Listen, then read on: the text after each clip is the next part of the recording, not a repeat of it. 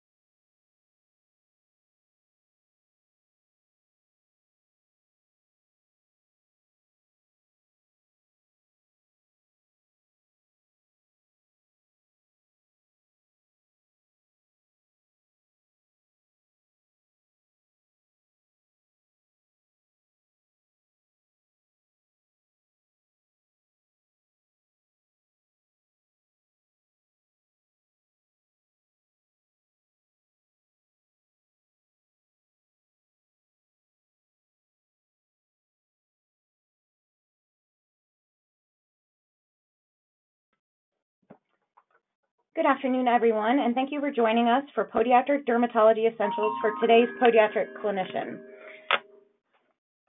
And a special thank you to Baco Diagnostics for providing this continuing education opportunity. Today, Dr. Bass will be presenting, and he is originally from Montgomery, Alabama, graduating from the University of Alabama. From there, Dr. Bass received his medical education from Temple University School of Podiatric Medicine. Postgraduate medicine and surgical training was attained at Emory Medical Center in Atlanta, Georgia. Dr. Bass received extensive training in reconstruction of the foot and ankle, as well as diabetic limb salvage. He went on to complete 1 year of advanced trauma surgical training at ARIA Health Hospitals in Philadelphia, where training was centered on reconstruction of complex foot and leg fractures. Dr. Bass currently practices with Metro Foot and Ankle Centers in Atlanta, Georgia. As an educator, Dr. Bass lectures on topics such as proper antibiosis for skin and soft tissue infections, reconstruction for complicated lower extremity deformities, diabetic limb salvage, trauma considerations, and diagnosis and treatment of skin cancer and related pathologies. During today's webinar, you may ask questions at any time by entering questions in the question box to the right-hand column on your screen. Thank you again for joining us today, and thank you for your time, Dr. Bass. Please go ahead and begin. Excellent. Thank you. Thank you very much for the introduction. Hopefully here on my webcam, you can see me just fine. Again, as she noted, I am a consultant for Baco Diagnostics and very passionate about this subject, podiatric dermatology, very passionate. Some of the lecturers that travel the circuit, Dr. Tracy Blahovic, Dr. Markinson, these are people that, I've worked with in the past, and we've had these conversations. And so I've kind of developed, we've kind of developed some of these topics over the years. We've tried to collectively kind of put together a thesis for how we should practice in our clinics. We don't always agree.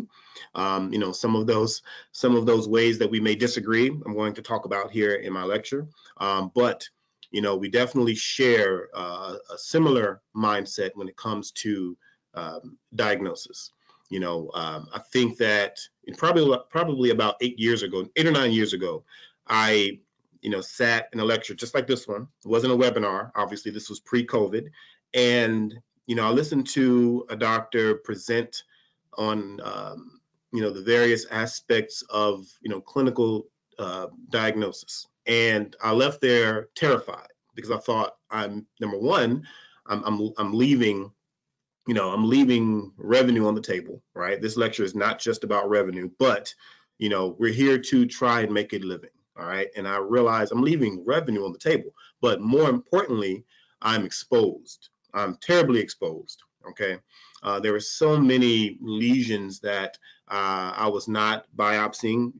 These are lesions that could potentially come back to bite me in my practice. And being a single practitioner, right, I have one practice, I have a lot to lose. This is, me 10 years ago. And I thought I have to make sure that I'm protecting myself. And so that's when I started this journey of biopsy and diagnosis. And hopefully you can glean something from this talk to help you in your practices. To any of my younger practitioners that are listening, my residents or medical students or whomever may be on this webinar, I definitely come from the mindset. I trained at the Podiatric Institute here in Atlanta, and I love doing the procedures. I love doing the reconstruction. I love doing the limb salvage. But two things. Number one, in order to make a very good living, you have to integrate biopsy and diagnosis, and make sure that you elevate your clinical acumen any way that you can. And I want to also state that, and I kind of previously stated this a minute ago, that biopsy is a form of limb salvage. Okay, when you think of limb salvage, don't just think about charcoal reconstruction or wound care. Okay, which I love, but clinical diagnosis of cancer and that sort of thing, that is another version of limb salvage. I want to make sure that's clear to everyone, young and old. This is definitely a concept that, again, I was exposed, and I'm much better for walking this journey. So let's take a walk together. This is not for CME, but let's see here. Uh-oh. There we go. These are my disclosures, for anyone that cares. All right. So what's the takeaway message? All right. We're going to talk about the various versions and forms of biopsy: punch biopsy, shave biopsy, curettage, needle biopsy, and ENFD. All right. And we're going to kind of speak in terms of when it's applicable to do the various biopsies and why. All right. But I always like to start these lectures off with these questions. What makes a good lab? Because again, there are labs in your respective communities. And, I think the same way that we often will tell our patients, all doctors are not created equal, right? It's just the truth. You go to various doctors for various things, and that's just not in podiatry. That's in every specialty, right? All doctors are not created equal. All labs are not created equal, okay? If a lab comes into your office, there are certain questions that I want you to ask. Okay, number one, how many docs do they service? And again, these are questions that help you define and determine what makes a good lab.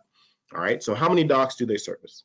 Okay, obviously, well, I'll just say this: how many docs they service leads to the second question, which is how many samples do they analyze? Now, those two questions, think in terms of bunions, right? The more bunions that you do, the better we are at doing bunions. Well, the same thing is applicable to labs, right? The more docs they service, the more samples that they analyze every year, okay? They're better at analyzing samples, okay? Again, you want to know these. You want to ask these questions to your reps. They should know these answers. How many dermatopathologists do they have? Okay, that's going to speak to what the typical turnaround time may be. All right, if I do a biopsy, I want to know the results of the biopsy within a week, 3 to 4 days. I want to have these answers, right? If you don't have very many dermatopathologists and you are analyzing, hundreds of thousands of samples a year, that turnaround time can increase, right, dramatically. Okay, and patient care can be delayed. So you want to ask, how many dermatopathologists do you have in your lab? What's the typical turnaround time? Okay, accessibility. Can you speak to your dermatopathologists? Okay, I speak to my dermatopathologists over at Baco Diagnostics regularly. Okay, and then referrals, because again, you have cancer identification. There may be pediatric cases. Don't just assume that your lab that every type of mass or lesion is going to be handled internally. All right, some of these may be sent out. Well, who are they sending these referrals out to? Ask those questions, and they should have answers for you. Okay, excuse me. Now, evidence-based medicine. That's the purpose of this talk. Evidence-based medicine. What is evidence-based medicine? Okay, any talk that we do should be centered around evidence-based medicine. All right, but what is evidence-based medicine? All right, number one, we're identifying the best available research, all right, using that research to optimize our medical decision-making in order to develop a best practices approach to patient care. Okay, that's evidence-based medicine in a nutshell. However, you have to make the accurate diagnosis first. If we're not making the correct diagnosis first, it's all for naught. So practice evidence-based medicine, but we have to get it right to start off with, okay? Because if we get it wrong, then that changes our algorithm, and we know this. So speaking in terms of biopsy, let's start off, okay? What is a biopsy? Biopsy is a sampling of tissue to send to a laboratory, which helps to determine the presence and or extent of disease, okay? However, biopsy is not a definitive treatment in and of itself, okay? The biopsy is not the treatment. We're gonna stick a pin in that, we'll be back.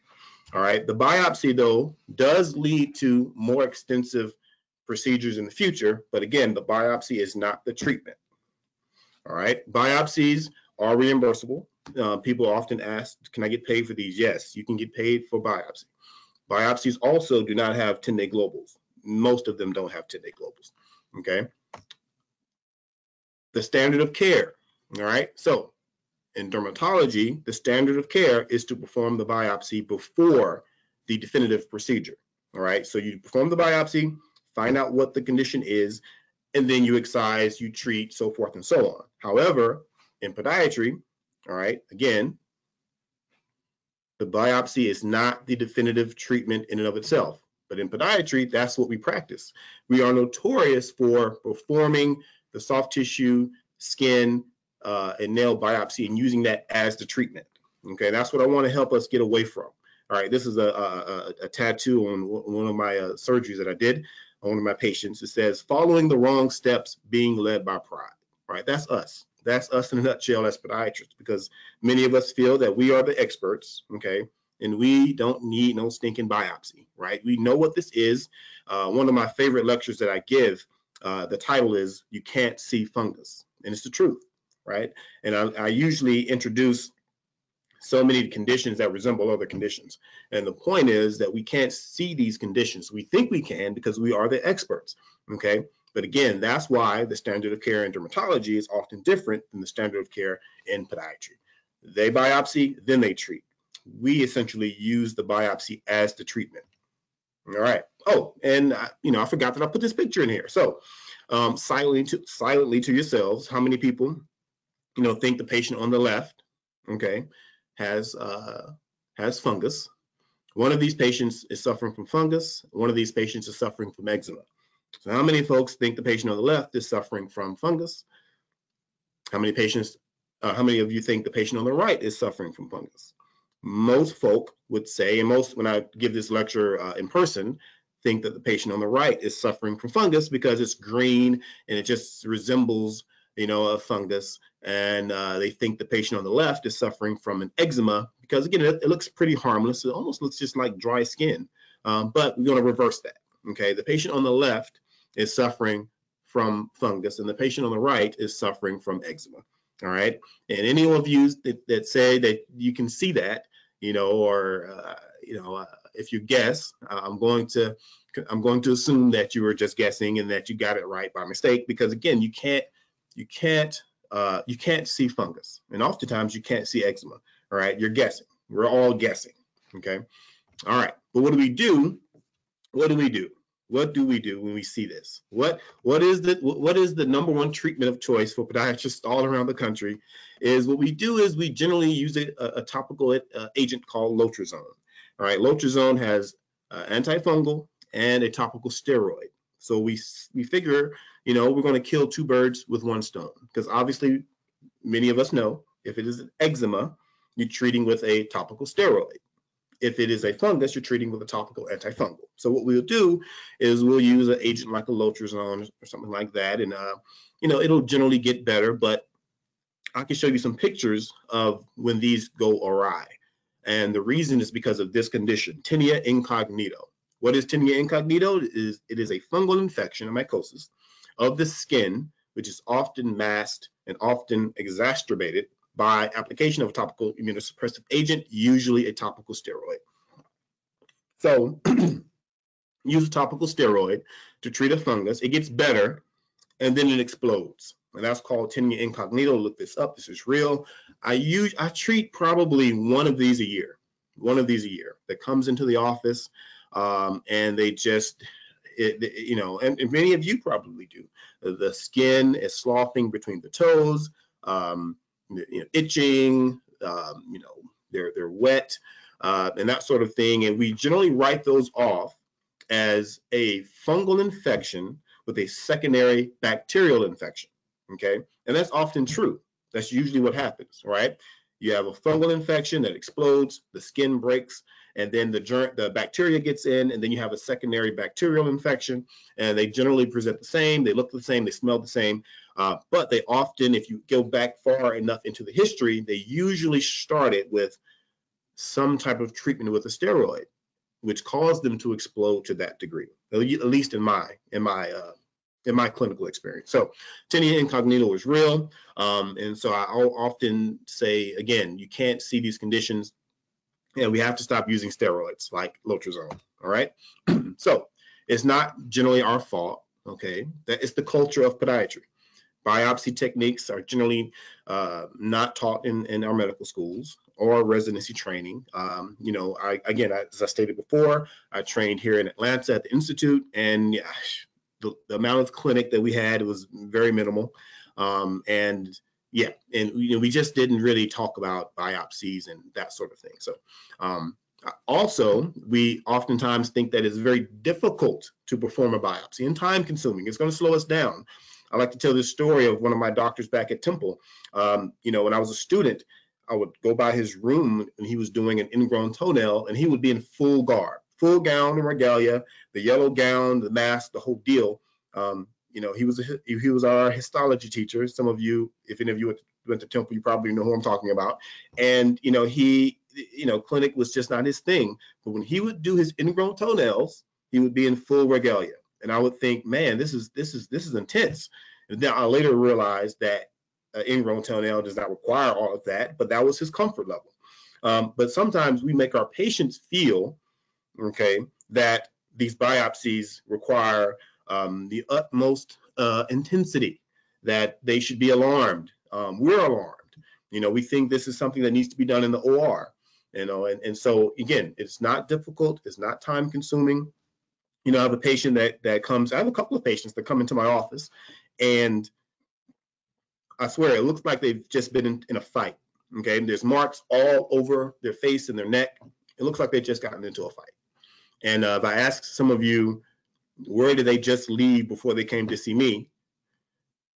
A few of you will get it right, and the answer is the dermatologist. Okay, because they've just gone to the dermatologist and they're talking about the football game. They're talking about Georgia, just destroying TCU, and they're just doing the biopsies all over the face and the neck. And next thing you know, 6 or 7 biopsies later, patient gets up and leaves, and the dermatologists have absolutely no fear or trepidation in doing that. Okay, but for us, that freaks some of us out. Okay, but again, that's the standard of care in dermatology, not so much in podiatry. But it's not difficult, not time consuming, and I'm going to show you why. Also, I love this slide. I don't always use the internet to self-diagnose myself, but when I do, it's cancer. Listen, you'll never have to convince a patient that they need a biopsy. They've already WebMD'd their condition to death, and they already think it's cancer. And so you don't have to, they're already freaked out. You don't have to freak them out more. You don't have to convince them, right? Just do it. I had a mark on my leg once, and I told a friend of mine, I said, listen, this mark on my leg, I think it's cancer. I think I need to biopsy this. And she looked at it and she says that, that's a scab. It's a scab. I was like, no, it could be cancer though. I need to buy. And she literally told me, listen, Javan, you lecture all over the country on this stuff. What is it going to look like when the lab gets your biopsy and sees that it's just a scab, right? What is that? How's that going to look? But I was so focused and so freaked out by this mark that I don't care. Let's biopsy it. I'll feel better. And she says, listen, if it's there in 2 weeks, I'll biopsy it. And I said, I'll give you 1 week. And then after about a week, the scab started flaking off. And then I was almost too embarrassed to tell her it was flaking off. But I told her, and she was like, yeah, see, yeah. Anyway, so I'm just saying I lecture on this stuff all the time. I look at slides all the time. And even for me, there was a lesion that I thought I needed to biopsy. So again, you'll never have to talk a patient into doing a biopsy. All right. So why do we want to do the biopsies? Let's get into the good part. Number one, a biopsy provides objective data for an independent diagnosis. Again, you're not guessing. Also, there is a medical legal component, right? We're going to talk about, I do a lot of casework. And there's some cases we're going to talk about withholding a little bit of information. But again, the medical legal component, we want to make sure we're protecting ourselves. All right. We want to reduce the differential diagnosis for any delay in treatment. We want guided, targeted pharmacological therapy. Again, if it is a fungus, we want to use an antifungal. If it is an eczema, we want to use a steroid. We don't want to treat with this antifungal and a steroid for something that we don't know what it is, because we're trying to cover our boundaries. I'll lecture on proper use of antibiotics. Okay, same theme. Why do we want to treat with specific antibiotics? Because we want to decrease the rate of resistant organisms. We have MRSA because of this. We have VRSA because of this. Again, we all know that. We think about that in terms of bacteria, not so much with fungus. Okay, so guided, targeted pharmacological therapy. All right. Pearls of advice. All right, since we're getting into biopsy, I want to start. I put this ruler here because I always forget to mention this. So I just put this big picture here so I don't ever forget. Pearls of advice for these lesions, all right, because people are starting to fail audits from Medicare. We want to make sure we're describing what we're biopsying. We want to make sure that we're being very descriptive of these lesions, okay? Very important. So make sure you take your ruler out, you size it, you measure it, you describe it. Very important. Other pearls of advice when talking in terms of biopsy: lower extremity lesions generally do not equate or look like lesions on other parts of the body, okay? Why? Because lesions on other parts of the body generally, well, let me back up for a second. Let me get to the second part first. Lower extremity lesions do not look like their textbook descriptions, okay? All right, so what do you call it? Shingles on the foot does not resemble shingles on the abdomen, okay? And if you look up shingles, right, you're not going to see the way shingles is represented on the foot in our textbooks, because our textbook descriptions of most of these lesions, okay, are generally from other parts of the body. So psoriasis is a good one, okay? So if you look at the textbook description of psoriasis, it's going to show you the white silvery scale on the elbow or the white silvery scale on the knee, okay? But now I'm looking for psoriasis on the foot, and I'm looking that up in our textbook. You're not going to see the white silvery scale, okay, in the textbook, right? You're not going to see that on the foot. So what we're looking for in the textbooks is not resembling the foot, because what's in the textbook is from other parts of the body. Again, which kind of lends itself to my earlier theme, is that you cannot see these conditions. All right, hope that makes sense. Okay, pathology reports are highly dependent on the quality of the biopsy. So you have to be very, very gentle with the biopsies. Stick a pin in that. Poor biopsies can lead to misleading diagnosis. Also, consider obtaining an informed consent. I generally do consents, very typical, clean, simple consent for the biopsies that I do. And again, that's more from a medical legal perspective, not so much for Medicare or anything like that. All right. A couple more pearls. You want to include the clinical description. Again, the ruler, right? You want to take photos potentially. You want to, measure the size, describe the color. You want to be descriptive of how the lesion is changing. Just be very descriptive, as clinically descriptive as you can. And again, taking the photos is always good. We all use electronic medical records now, most of us. Put those descriptions in your computer. It won't hurt. All right. Be very cautious around major blood vessels when doing punches. We'll come back to that. By show of hands, how many of us were taught in school that you want to biopsy a portion of the bad as well as a portion of the good, right? So you want to get in your biopsy, if you have a lesion, you think maybe melanoma, you want to get good skin and bad skin. How many of us were taught that?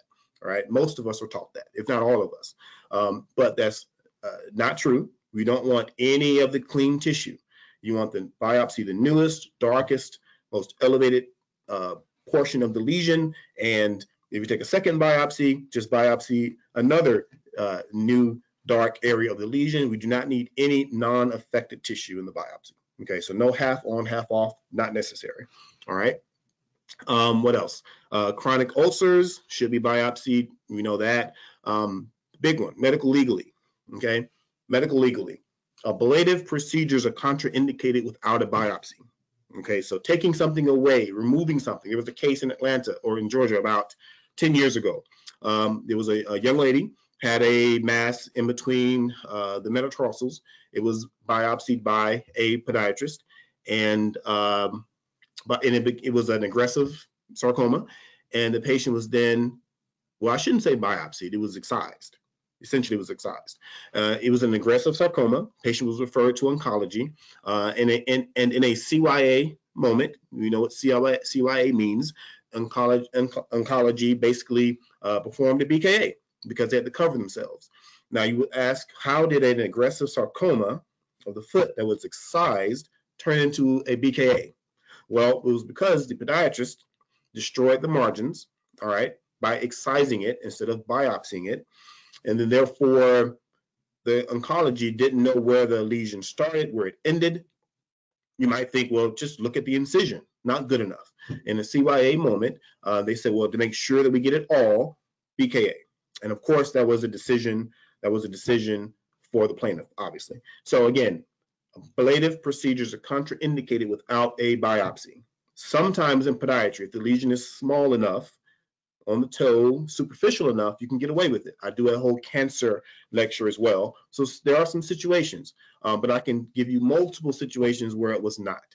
There's one scenario where our colleague, Dr. Markinson, there was a podiatrist that for 10 years, a patient was being treated for a wart, and it ended up being verruca carcinoma.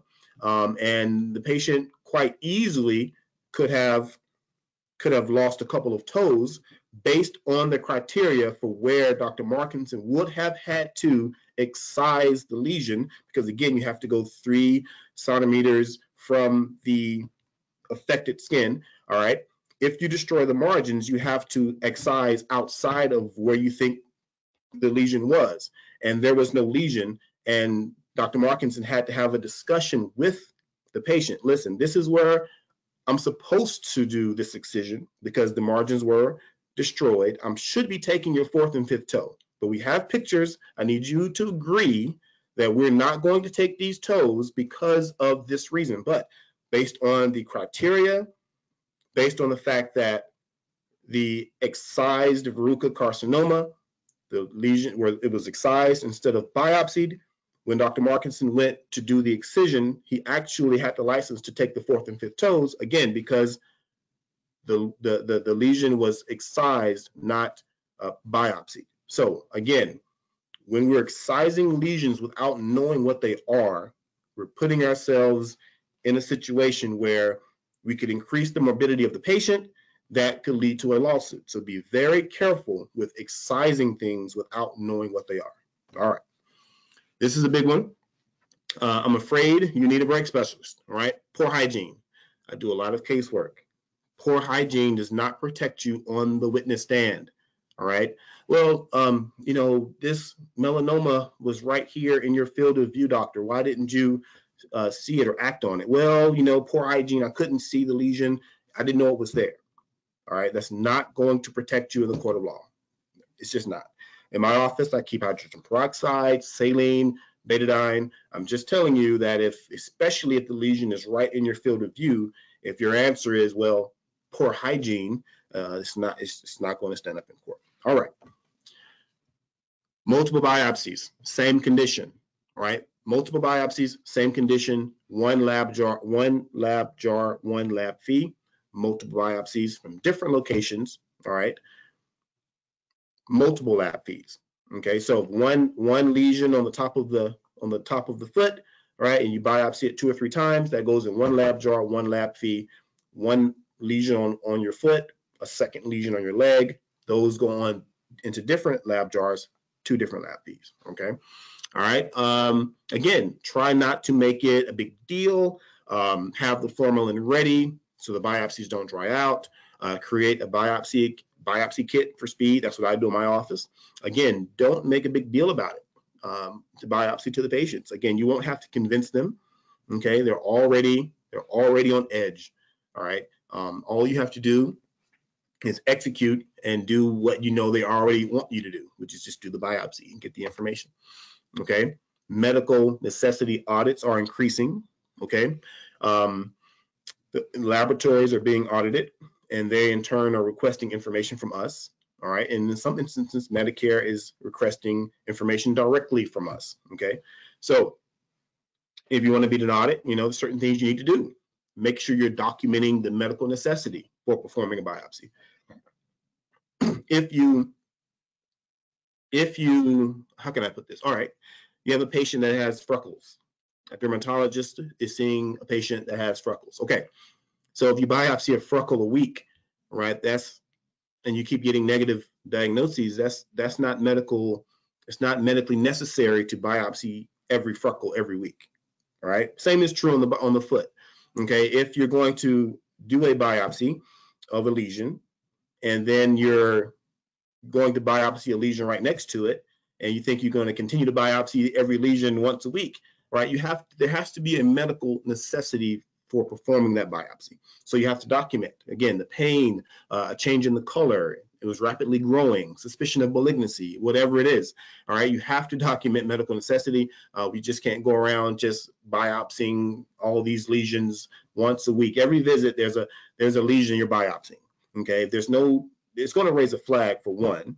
And when they come asking, you want to make sure that's documented as to why you felt the need to do 4 biopsies on 4 consecutive appointments of a lesion that looked clinically the same. I think that makes sense to everybody. So describing the lesion, the location, size, shape, and color. I put lots of points about that in here because it's very important, right? Very important. A procedure note. I'm going to go through a couple of procedure notes for you. Add a procedure note for this procedure. It's no different than doing a debridement. Okay, a debridement of a wound, of an ulcer. You have to have your procedure note. All right. A big one I think medical legally, which I think is very important, is confirming the review of your laboratory report. All right, confirm review of lab report. We're using EMR. It helps us all be more efficient, but it also can get us into trouble. All right. Many of us back in the day, all right, I started practicing about 11 years ago, and we were just getting into using EMR really strong. But there was a period when I was starting my practice where, I had paper charts. And if a fax came through with the fax machine at the end of the day, I had a stack of faxes to go through. But now that doesn't happen. Now the faxes come into to a file, and then someone in your office, just puts those into the different patient folders, and you may never see them. Okay, so we have a system here where when I do a biopsy on anyone, it goes into a folder, and at the end of the week, my MAs are checking that folder to make sure those lab reports came in, and they make sure that I'll review them. Okay, because if a patient has melanoma, they don't show back up for their appointment in 2 weeks. Again, that's not a reason for why you don't think that you're liable for the BKA they received, okay, because they didn't show up. So what I tell my docs is, number one, make sure you're reviewing your laboratory report. But if they don't show up in 2 weeks, make sure that you make an effort to call them. And if you call them and they don't pick up, put something in the notes section of that patient's chart that says you contacted them to alert them with the status of their biopsy report, so forth and so on. You guys know what to do from there. I'm a big fan of not going back into the note. I used to follow the same rules as everyone else, go back in, make an addendum if you need to, and all of that. But I'm not saying that's not something you can do. I'm just saying in my office, that is a no-no. Once you sign that note, it's done. No addendum, none of that. It's done. There's a very few reasons for why I would find the necessary to go and create an addendum in a note. If this situation happens, I'm going into the notes section, which is not in the note, it's outside of the note, but attached to the chart, and I'm putting notes, patient did not return, blah, blah, blah. All right, but try your best to stay out of those notes. You know, I'm very critical of that. Again, doing case reviews and that sort of thing. I have lots of trepidation with docs that go back into the notes and there's addendums everywhere. It just, it doesn't help you. I'll say this, it really helps you in court. All right, punch biopsies. What you see here on the bottom is a 2 millimeter punch. What you see there on top is a 3 millimeter punch. I generally use a 3 millimeter punch, and I've can count on my hand in 11 years how many times a patient has called and said, "Doc, I'm bleeding a little bit, what should I do?" And I generally just tell them to reinforce it. But I've never had to throw a stitch with a 3 millimeter punch. If you're going to use a 2 millimeter punch, which is on the bottom, make sure you get at least two specimens, because it's just such a small punch tool. It's difficult to get enough information sometimes. So definitely 2 punches if you're going to use the 2 millimeter punch. If you use a 3 millimeter punch or a 4 millimeter punch, 1 specimen is just fine. Other anecdotes, if you're using the 3 millimeter punch, usually you don't have to suture it. I literally never have. If I were to use a 4 millimeter punch or larger, I would always throw a stitch in those. We're going to talk about ENFD here in a second. If any of you are familiar with that, epidermal nerve fiber density biopsies. If you use a 2 millimeter punch, most of the 2 millimeter punches come with a plunger. You see the plunger there on the end, the orange plunger. If you're doing ENFD, you know how delicate those can be. Sometimes if you're using a plunger and you plunge out the specimen, you can destroy the biopsy. So just be thoughtful about that. All right. Again, punch biopsy. What are we doing punches for? Inflammatory skin issues. I'm going to show you a couple of pictures of some punch biopsies that I did. Again, everything I just said here. Okay, so I want to make this one. I haven't made this point yet. What is a biopsy? It is an incisional procedure. Incisional. So if you're looking at and you're reading your local coverage determinations in your area in Ohio, again, a punch biopsy is an incisional procedure. So you're taking a smaller part of a larger lesion. All right, smaller part of a larger lesion. Okay. Again, for dermatitis and that sort of thing, as I just said, 2 millimeter punches usually do 2 biopsies. If you're doing a punch, this is a full thickness procedure. You're traversing the epidermis and the dermis, getting into the subcutaneous tissue. The code requires that. All right. You're doing a gentle motion. You're not just punching into the skin. A minute ago, earlier, I made a point to make sure you take care to be careful around, vessels, especially with older patients that have less fat in the skin. If you just punch into the top of the foot, you can cause some damage. So just be careful with that. I generally never, ever have to bury the entire bevel of that punch. All right. It is a gentle clockwise, counterclockwise motion, and I'm only ever burying maybe half of the bevel, if that. A half to a third of the bevel. I've only ever buried the entire bevel of the punch in a few occasions, and usually has to do with like warts and different lesions that have a tremendous amount of hyperkeratotic skin on top and that sort of thing. All right. Again, multiple punch biopsies do not need a modifier, so no 59 modifiers and that sort of thing. All right. Okay. So this was a patient that had Kaposi's sarcoma. So this is something that I would punch. Okay. I would actually, quick little test here. You have 2 specimens. You punch both of them. Do they go into 1 jar or 2 jars? Is there 1 lab fee or 2 lab fees? All right. Well, all right, you got it right. 2 lab fees, 2 jars, exactly. And I'm actually glad that I did this particular patient because one of them came back negative. All right, for Kaposi sarcoma. And obviously, I likely would not have just said you're fine, looking at how bad these looked, but I'm just glad I have the evidence. So I did a biopsy of both of these lesions, 2 lab jars, 2 lab fees. 1 came back negative, 1 came back positive for Kaposi's sarcoma. Sorry about that. I'm getting all these messages for happy MLK Day, so sorry about that. All right, moving on. Okay, what else will I biopsy? Psoriasis, this is a big one. Okay, this is one that is controversial, you know, it's one that's controversial, even amongst the consultants like myself, you know, because this really, it is a clinical diagnosis, generally speaking. Generally speaking, this is a clinical diagnosis, right? You have this bilateral presentation on the hands and feet is usually psoriasis. All right, the problem with that is there's 4 subtypes, okay? All right, there's hyperkeratotic palmar pustular psoriasis. There's pustular, there's mixed, and then there's this 4th subtype where you have psoriasis on the foot that does not that does not show up elsewhere in the body.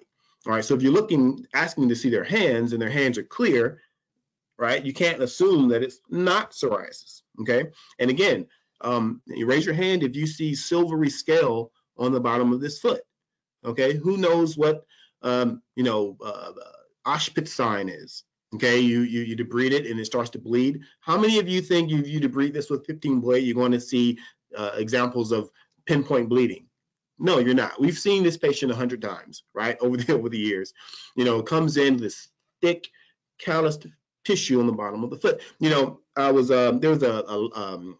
a Facebook group I'm in, iPed Connect, a really good Facebook group for some of the docs out there. If you want to, you know, go on Facebook, it's pretty good. They have people post different things and information about our profession, whatever. And someone posted one time, you know, asking, "What do you do for this?" And all these comments came in, you know, punt that to derm, punt that to this doctor, punt that, punt. And then one doctor came in. I wish I had screenshotted it for this lecture. And he says, maybe guys, instead of punting, maybe let's all try to be doctors, right? You know, if everyone takes a few of these patients out of the pool and treats them, then one doctor or a few doctors in the neighborhood is not being overly burdened by this condition that we all hate to see. And I thought, I actually posted, you know, bravo, this you win best comment of the day, because I agree, right? If all of us should be attacking these conditions and not just punting them because we don't want to treat them. And the reason why we don't want to treat them is because we don't want to be in our office for 25 minutes trying to debride this with a 15 blade. But again, if you look at this and you have the clinical acumen, right, to diagnose this clinically as psoriasis, all right, great. But if you don't, this is why it's controversial, I biopsy these. Okay, most docs will tell you don't biopsy them because they sometimes produce scarring. I disagree. You know, if I'm not sure, I'm going to biopsy. Again, some of these present, okay, on the foot, and they don't present elsewhere in the body. You don't have the silvery scale. The only thing that you do have is the Kebner phenomenon, where sometimes you debride these, and guess what? It gets worse because it's psoriasis. So I am of the mindset that I will punch these, okay? And then guess what? You don't have to debride them. We can actually treat these. This is my clinical regimen. I use some type of a moisturizer, usually, you know, a salicylic acid or urea. All right, I love urea, helps improve the skin barrier. I use a vitamin D analog. You know, vitamin D analogs, you can kind of research them on your own time, but it really gives you the benefits of using a steroid without having to use a steroid, essentially. Calcipoprine is what I use, right? In addition to a corticosteroid, usually clobetasol, betamethasone, but those are my 3 treatments. Stay away from pumice stones, right? Try not to debride these because, again, remember the Kebner phenomenon. Very important. You're debriding them. If it is a psoriasis, you're debriding them and you're helping them get worse, which is why everyone wants to punt them. Okay. All right. This is a psoriasis patient. Again, her hands were clear. Right, no, nothing on the hands. But I did the punch biopsy, came back as psoriasis, and I wish I had a better picture for you. I'm sorry, but this is after about 6 to 8 weeks of treating, and except for a small, I don't know if you can see my mouse here, but a small dot right there in the middle, it's just about gone. This is a patient that I'm treating now, right? This high school student, psoriasis. And this is right before he went to school, and he was so happy. He was so happy. I mean, you can see the base of the skin there. Again, this is urea, clobetasol, calcipoprine, and it's getting better. Psoriasis. He's at school now. He says he promises me, he's going to come back and see me at some point, spring break hopefully, and I can take a look. But yeah, I'm thinking no news is good news. So you can treat these. All right. Again, as far as punching is considered, all right, this is a gentle clockwise, counterclockwise motion. All right, you're not just stabbing the skin. All right, this is, put this picture here. This is me using cold spray. I use cold spray. Generally, I will use a 0.25% Marcaine with epinephrine, for the bleeding. Pretty simple there.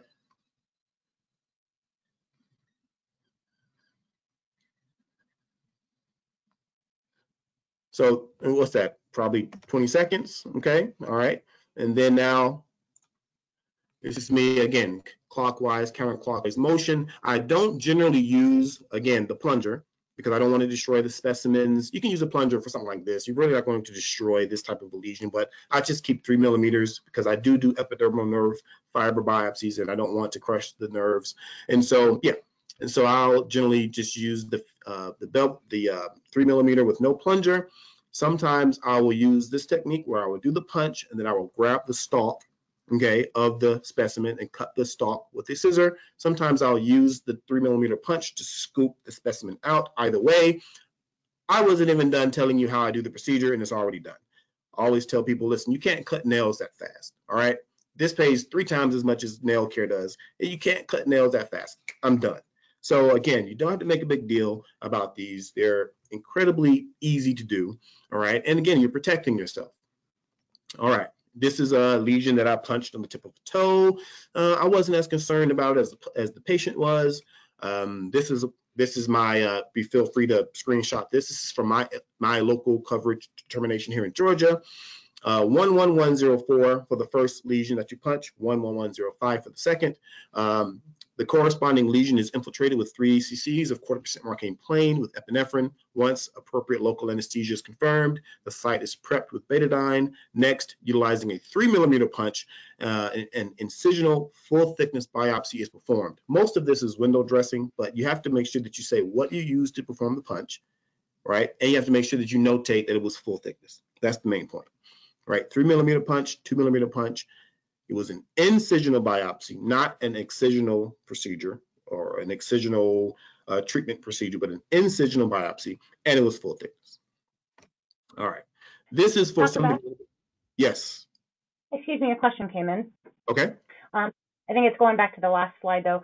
Do you scrape biopsy psoriatic lesions versus punch, and which is preferred for better diagnostic delineation between the subtypes? Definitely punch, for sure. Yeah, if you're doing a scraping, curettage, which I'm going to get into curettage a little bit here. First of all, if you do use a curettage, the code for that, or scraping the top, it is a partial thickness, all right, procedure. Okay, so you only want to do something that is a partial thickness diagnosis. For psoriasis, you want to go full thickness, so definitely punch for those. Great question. Thank you for that question.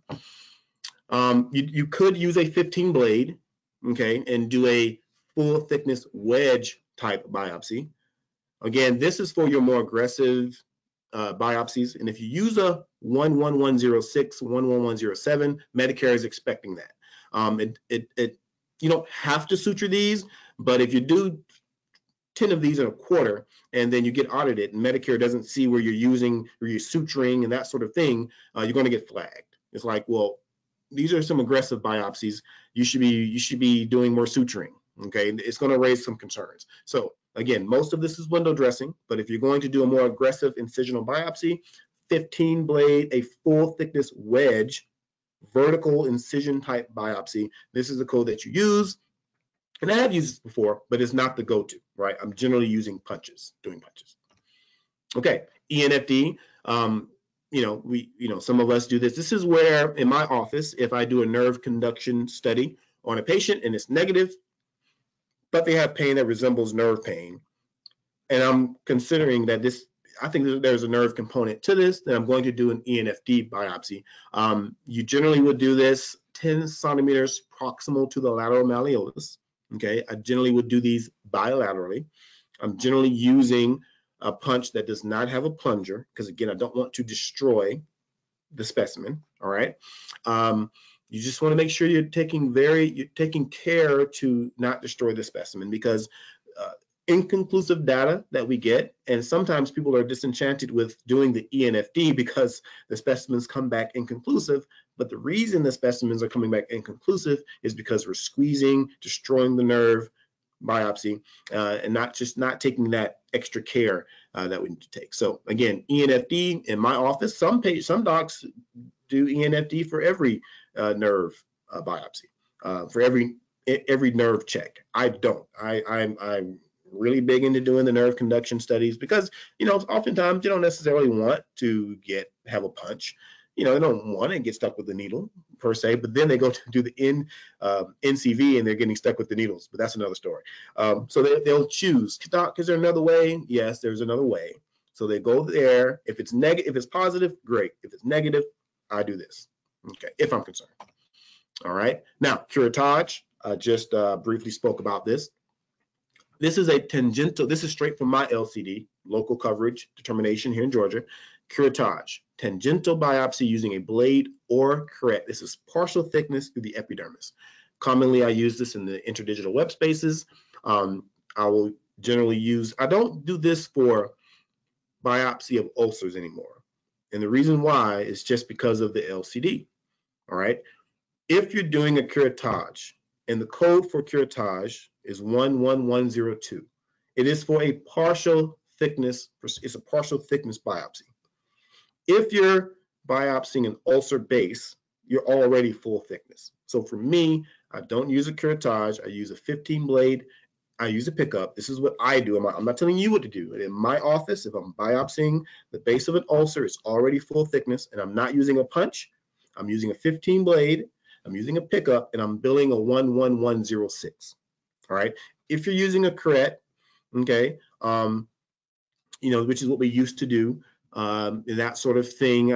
If you want, I'm not sure. I'm not comfortable using a curette and billing a 11106. All right. And if you're billing this particular code I'm about to show you, again, this is for partial thickness. I think this is the most underutilized code in podiatry, because there are a lot of partial thickness biopsies that we can do with 15 blade through the epidermis to check for, eczema and that sort of thing. Technically, wart tissue lives in the epidermis. Okay, so there are many times where I'm biopsying a wart and I'm doing a partial thickness biopsy of a wart and I'm billing this code.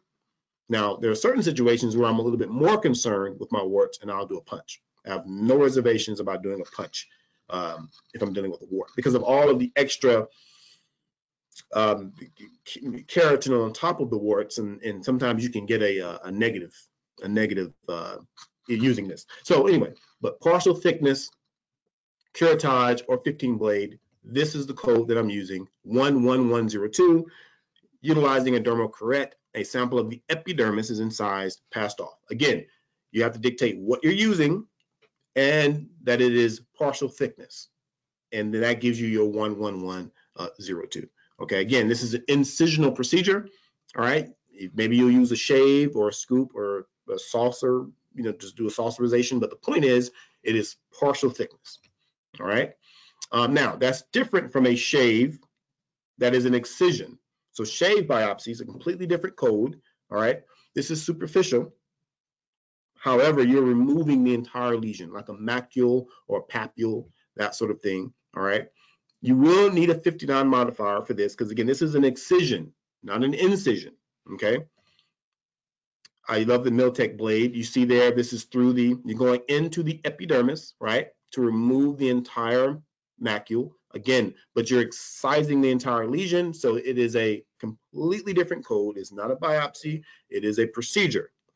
Therefore, you're using the 11301, 302, 303 based on the size of the lesion. You can go to your coding manual and you can see the different sizes and how they represent the various codes. Okay, so 11101, 0203, excision, all right, is different from a 11102, which is a scraping or partial thickness scraping, an incisional scraping of a larger lesion.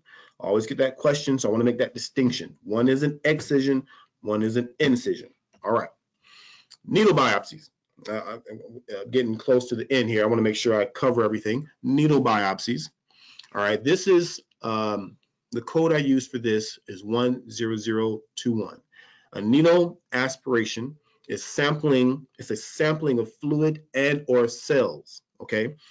Ganglion cysts is something I'm always doing an aspirational biopsy on. All right. I will never remove a ganglion without knowing what it is. I will never ever inject a ganglion with steroid without knowing what it is. I want to be clear on that. Again, you can think that you know 100% that something is a plantar fibroma, but I've done biopsies and found that plantar fibromas were leiomyomas. I mean, again, you can't see these things. Sometimes we think we know, but we don't always know. Okay, do not surgically remove a soft tissue mass without first knowing what it is. Otherwise, the risk of amputation increases. Okay, key point. If the skin moves freely over the soft tissue mass, okay, then you want to perform a biopsy, a needle aspiration. If the mass moves with the skin, then you do a punch. Okay, so sometimes people ask me which to use. If it's a big block of tissue together, just punch it. If the skin moves freely over it, aspirate it. Okay, now again, I'm a consultant and I do things a little differently. Okay, the dermatopathologist will tell you, insert your needle, pull back on your syringe, okay, and before you remove the needle, relax the pressure and then move the needle. The reason why they say that is because when you pull back on the syringe, okay, and then you remove the syringe, there's a suctioning that occurs. Some of you are familiar with this. And they're afraid that that suctioning is going to take whatever in the bevel and suck it back to the back of the syringe, and then you're not going to be able to get it out into your formalin. What I do is I pull back on my syringe, and I actually want that suctioning to occur, right? Because whenever I release the pressure, whatever I just pulled out up into my syringe goes back into the foot. It drives me crazy. So I maintain the pressure, remove the needle from the specimen. I hear that suctioning, okay? And if anything sucks back to the back of the syringe, I just flush it in my formalin and everything's okay. So this is kind of a video of me doing an aspiration. So again, I will pull back on the syringe. Dermatopathology will tell you release that. I maintain it. I get my suctioning and then I flush in my formalin. That's how I do it. But again, I want to tell you again the recommendation from the dermatopathologist is to release the pressure. Just as a consultant, I can only tell you what works in my hands. This is what I do. All right. But if you're going to do these, feel free to do it the way they want you to do it. But if you do it my way, make sure that you're flushing in the formalin. Okay. And this is me, doing a biopsy of a, of a ganglion. And many times in our profession, we suck that material out and then we push steroid back in. I never do that. I never put steroid in on the same visit. Why? Because I don't know what it is yet. I can assume what it is, but I don't know what it is. Okay. So I do this biopsy, send this tissue off, get my confirmation. When they come back, I start my steroid injections. Okay. Nail unit biopsy, really quickly. A nail unit biopsy implies more. I'm going to skip all that. It implies more than just a simple distal clipping of a toenail. I do nail biopsies all the time, all right, but a true nail biopsy, they really want the nail plate, the nail bed, nail fold, nail matrix, all right? It's more than just a clipping of the toenail, okay? It's more than just a clipping of the toenail. All right, what we're looking for is inflammatory or neoplastic lesions when we're doing a nail unit biopsies, not just a distal clipping of a toenail. All right, if you can see my mouse here, this is what they want. They want this. Okay, but if you punch through here, you have the nail plate, you have the nail bed. If you punch through here, you have the nail plate, you have the distal matrix. These things are okay. If you go up here and you do a biopsy, all right, a distal clipping. and you bill the 11755, just be careful. Medicare is going to want to see the use of a stitch or silver nitrate or something, okay, to notate this was more than just a distal nail clipping. So just be very careful, especially with Medicare, with billing the 11755 if you're just clipping a toenail. Just be careful with that. This is one that I did. I just think the hammer is coming down on this code, and so I'm very specific, utilizing a combination of a tissue nipper and a nail nipper. A nail unit biopsy is performed. A portion of the nail, lateral nail fold, underlying nail bed, hyponychium, nail matrix is biopsied and passed off. So again, this was what I did. But if you punch through a nail, you can use this code. Again, if you're doing something distally, just make sure that you notate something about that procedure that was more than just a clipping of the toenail. All right, this is a lesion that I punched. I want to settle the debate now as far as melanoma and how to do a biopsy. This is one of the first ones I did. I biopsied it distally, and I did it wrong. Okay, some of us take the nail off, some of us leave the nail intact, but I want to dispel the myth of how this is another one that I did, punching through a nail. All right, the reason why we're doing punches in the nail is because of this. Acral lentiginous melanoma, fewer than 5% of all melanomas, most common melanoma in dark-skinned individuals. This is what Bob Marley had. He developed a discolored toenail.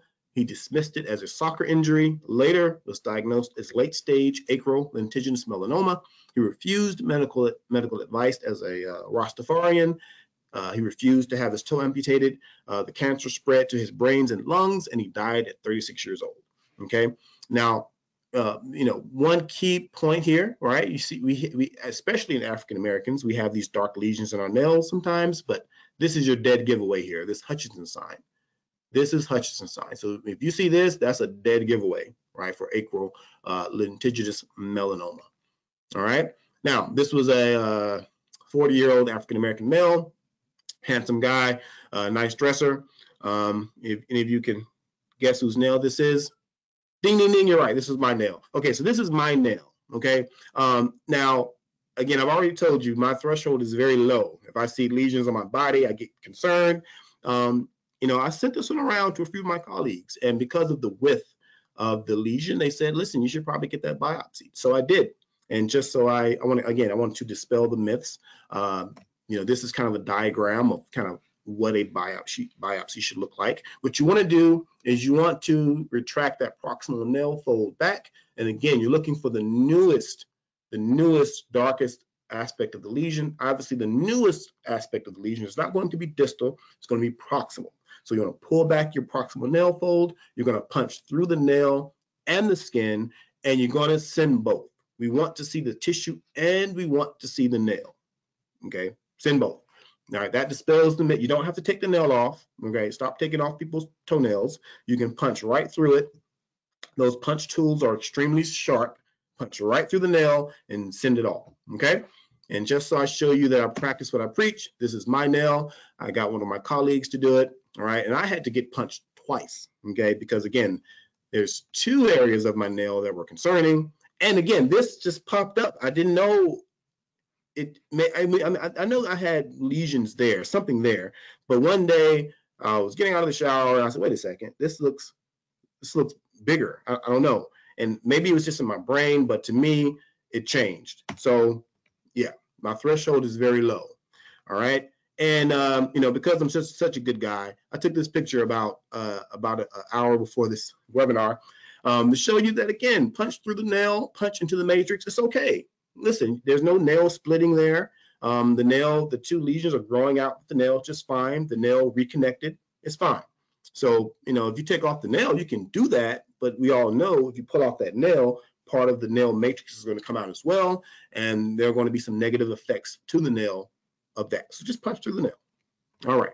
And this is nail fungus. When we think of that code 11755, we're usually biopsying the nail. I do that all the time. I always biopsy these nails. Okay. I just don't use the 11755 every time that I do. Okay. Because there's 30 to 40% of the time when you're biopsying a nail, it's not fungus, right? I'm sorry. 30% of the time to 40% of the time you biopsy onychodystrophy, it is fungus. But the other 60% of the time, it's all these different conditions. Psoriasis is one of them. Trauma, right? There's all types of eczemas that come in the nail. So if you're thinking they're all fungus and you're giving everybody Lamisil, again, only 30 to 40% of the time is it fungus. The other 60% is one of these conditions. Okay, so that's why I still biopsy these nails before I start treating them. Okay, again, you can't see nail fungus. You can't see skin fungus. Okay, prevalence of nail psoriasis in persons with psoriasis is 80%. This is the second most common reason for onychodystrophy, right? It's psoriasis. So again, if a person has psoriasis, 80% of the time, they're going to have nail psoriasis. So for a show of hands, who has psoriasis? The patient on the right or the one on the left? Again, you're guessing. So the patient on the left has psoriasis, the patient on the right has nail fungus. But again, how many times have you treated the person on the left with Lamisil? Right? So again, you can't see nail fungus. Also, disappearing nail, I'm wrapping up now. Disappearing nail syndrome is a real thing, coined by Dr. Daniel in 2005. All right. This is a shortening or a narrowing of the nail bed as a result of long-standing onycholysis, often occurring because we're removing people's nails. So stop removing nails to treat fungus. Treat the fungus.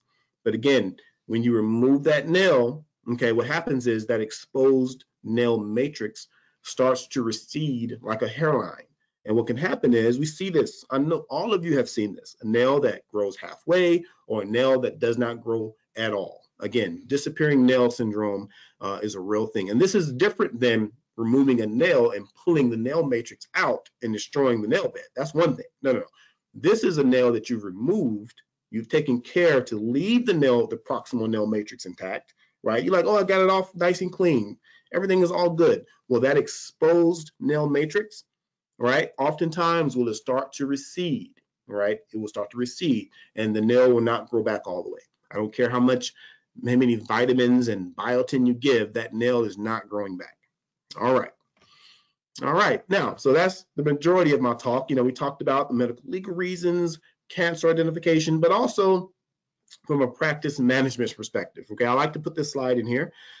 Bass rule of fives. Okay, I see 40 patients a day.